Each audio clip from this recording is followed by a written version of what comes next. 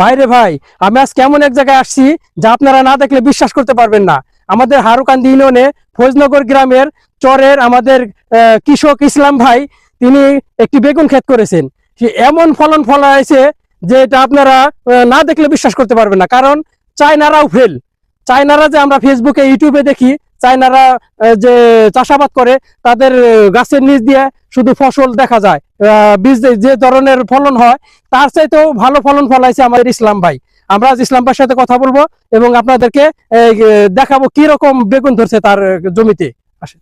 ওয়ালাইকুম আসসালাম ভাই, ভালো আছেন? এই যে আমাদের সেই চাষি কৃষক ইসলাম ভাই, একজন আদর্শ কৃষক।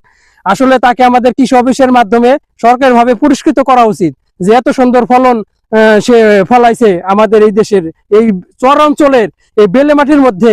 দেখেন কতটা পরিশ্রম করতে হয়েছে তাকে এই সুন্দর এই ক্ষেতটা করার জন্য। আমি এখন ইসলাম ভাইয়ের কাছে শুনবো সে আসলে কিভাবে এই উদ্যোগটি গ্রহণ করলেন এবং কিভাবে এই ক্ষেতটা করলো। এটা উদ্যোগ নিছি আমাদের কৃষি অফিসার তহিদুজ্জামান স্যার। তিনি অতি ভালো মানুষ, ঠিক আছে।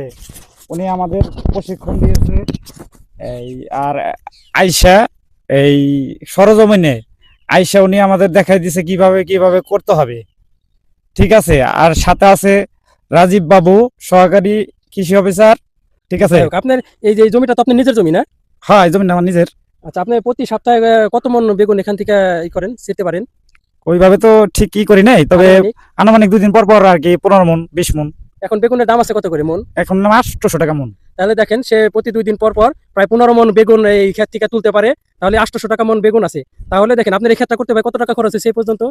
ওইরকম আমি তো সার দিই নাই, ওই জৈব সার দিয়ে করছি, রাসায়নিক সার নাই কে এটার ভিতরে।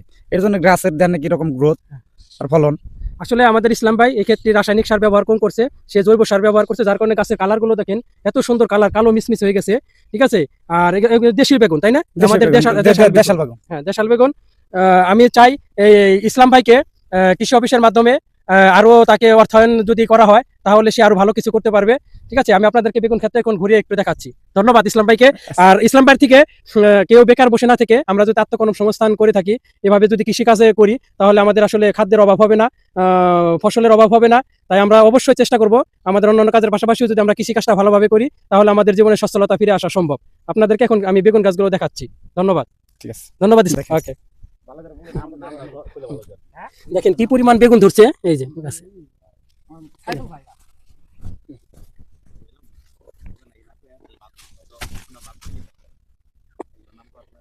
আপনারা না দেখলে বিশ্বাস করতে পারবেন না কি পরিমাণে বেগুন।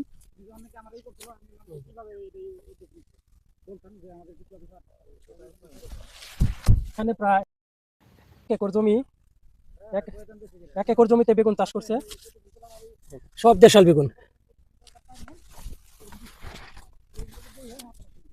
দেখছেন, এটি ফৌজনগর চরে হারুকান্দি ইউনিয়ন।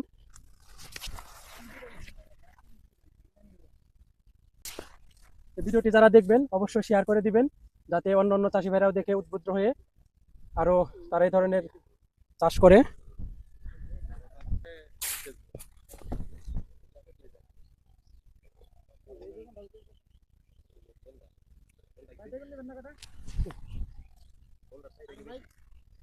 সবাই ভিডিওটি ভালো লাগে শেয়ার করে দিবেন, লাইক কমেন্ট করে জানাবেন।